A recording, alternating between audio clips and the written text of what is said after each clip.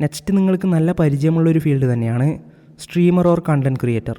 Twitch, YouTube പോലെയുള്ള streaming പ്ലാറ്റ്ഫോംസിൽ നമ്മുടെ ഗെയിം പ്ലേ ലൈവായിട്ട് ബ്രോഡ്കാസ്റ്റ് ചെയ്യാം, അല്ലെങ്കിൽ നമ്മുടെ ഗെയിമിംഗ് റിലേറ്റഡ് കണ്ടൻറ്റ്സ് അപ്ലോഡ് ചെയ്യുന്നതിലൂടെയും ക്യാഷ് ഉണ്ടാക്കാൻ പറ്റും. നമ്മളിതിൽ ഫോക്കസ് ചെയ്യേണ്ടത് കാണുന്ന ഓഡിയൻസിനെ എൻഗേജിംഗ് ആയിട്ടും എൻ്റർടൈനിങ്ങുമായിട്ട് വെക്കുന്നതാണ്. നമ്മളിത് സ്റ്റാർട്ട് ചെയ്ത ഉടൻ ക്യാഷ് കിട്ടാൻ തുടങ്ങില്ല. യൂട്യൂബിനാണെങ്കിൽ 3000 വാച്ച് അവേഴ്സും 500 സബ്സ്ക്രൈബേഴ്സും വേണം. അതേപോലെ ഓരോ പ്ലാറ്റ്ഫോമിനും ഓരോ ക്രൈറ്റീരിയ നമ്മൾ ഫോളോ ചെയ്യണം. അതൊക്കെ ഫിനിഷ് ചെയ്യണം. അതിനുശേഷം മാത്രമേ മോണിറ്റൈസേഷൻ ഓണാവൂ. അതിനുശേഷം സൂപ്പർ ചാറ്റ്സിലൂടെയും നമ്മൾക്ക് നല്ലൊരു ഇൻകം ജനറേറ്റ് ചെയ്യാൻ പറ്റും. Game artist or animator. ഈ ഒരു റോളിൽ നമ്മൾ ചെയ്യേണ്ടത് ക്യാരക്ടേഴ്സ്, എൻവിറോൺമെൻറ്റ്, അസറ്റ്സ് എന്നിവ 3D ഓർ 2Dയിൽ ക്രിയേറ്റ് ചെയ്യണം. ഓൾസോ ഐഡിയാസ് സ്കെച്ച് ചെയ്യുന്നതും ഈ ഒരു റോളിലാണ് ഉൾപ്പെടുക. നമ്മൾ ഇതിനു വേണ്ടി ഫോട്ടോഷോപ്പ്, ഓട്ടോഡെസ്ക്, മായ, ബ്ലെൻഡർ പോലെയുള്ള സോഫ്റ്റ്വെയർസാണ് യൂസ് ചെയ്യുക. ഒരു അസറ്റോ ക്യാരക്ടറോ മോഡൽ ചെയ്യുന്നതിന് മുന്നേ അതിന് കോൺസെപ്റ്റ് ആർട്ട് ക്രിയേറ്റ് ചെയ്യണം. അതിനുശേഷം അത് മോഡൽ ചെയ്യണം. ക്യാരക്ടേഴ്സിന് ആനിമേഷൻസും കാര്യങ്ങളും കൊടുക്കണം.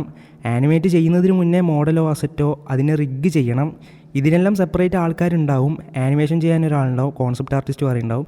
ചില കമ്പനീസിലൊക്കെ മോഡലിംഗ് ചെയ്യുന്നവർ തന്നെ ടെക്സ്ചറിങ്ങും ചെയ്യുന്നുണ്ട്. അതേപോലെ ചില സ്ഥലത്ത് ടെക്സ്ചറിങ്ങിന് വേറെ ആൾക്കാരും ഉണ്ടാവും.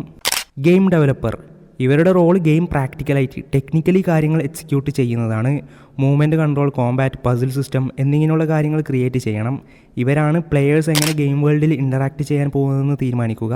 പ്രോഗ്രാമിംഗ് എന്നത് കോർ എലമെൻ്റ് ആയിട്ടാണ് ഗെയിം ഡെവലപ്പേഴ്സിൻ്റെ ഇടയിൽ കാണുന്നത്. കാരണം എന്ത് പ്രാക്ടിക്കലായിട്ട് എക്സിക്യൂട്ട് ചെയ്യണമെങ്കിലും ഇവർക്ക് കോഡിംഗ് ആവശ്യമാണ്. C++, C#, ജാവ അല്ലെങ്കിൽ സ്ക്രിപ്റ്റിംഗ് ലാംഗ്വേജസ് പോലെ പൈത്തണൊക്കെ ഗെയിം എഞ്ചിനും ആവശ്യങ്ങൾക്കും ഡിപ്പെൻഡ് ചെയ്ത് മാറും. കോഡിംഗ് പഠിക്കാൻ ബുദ്ധിമുട്ടുള്ളവർക്ക് ഇപ്പോൾ പല ഗെയിം എഞ്ചിൻസിലും വിഷ്വൽ സ്ക്രിപ്റ്റിംഗ് സപ്പോർട്ട് ആവുന്നുണ്ട്. വിഷ്വൽ സ്ക്രിപ്റ്റിംഗ് എന്താണ്, ഗെയിം എഞ്ചിൻസ് എന്താണ് എന്നതിനെയൊക്കെ കുറിച്ച് ഡീറ്റെയിൽ ആയിട്ടൊരു വീഡിയോ ചെയ്തിട്ടുണ്ട്. അതും ഒന്ന് ചെക്ക് ചെയ്ത് നോക്കൂ.